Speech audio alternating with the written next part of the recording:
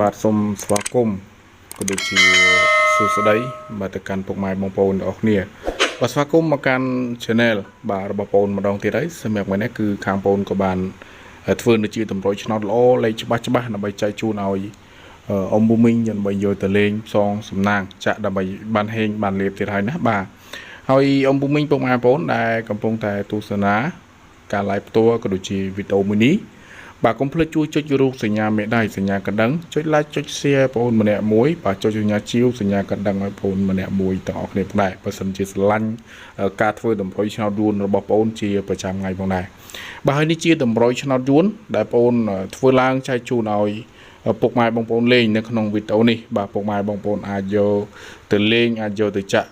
ផ្សងសំណាងកំសាន្តបានចំពោះការធ្វើតម្រុយឆ្នោតយួនបងប្អូននេះមិនប្រើដោយទៅទៀមទាសេវាឬក៏ទៀមទាសកលនេះទេណាបាទស្រឡាញ់ពេញចិត្តខ្ទង់មួយណាក្របមួយណាគឺយកទៅផ្សងសំណាងកំសាន្តទាំងអស់គ្នាបានបាទហើយ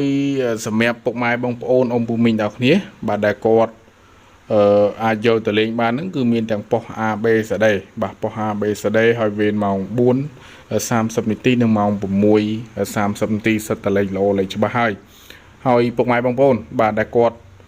ចង់ស្គាល់បាទចង់ស្គាល់ Facebook បងប្អូនដែលគាត់ចង់ឆាតមក Facebook បងប្អូនអញ្ចឹងគឺបងប្អូនបង្ហាញ Facebook បងប្អូនបន្តិចសម្រាប់ពុកម៉ែបងប្អូនដែលគាត់ចង់ឆាតមកគឺមានឈ្មោះថាថៅកែលក់លេខឬក៏តាក់ទងមកលេខ SAP 0889386634ណាបាទ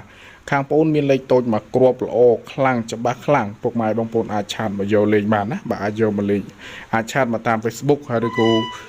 អេតមក Facebook ថៅកែលក់លេខបងប្អូនបានណាបាទចង់បានឆាតមកហើយវីដេអូនេះក៏មានច្រើនដែរជូនពរឲ្យហេងហើយនឹងចូលចំដល់គ្នាណាបាទសូមអរគុណសូម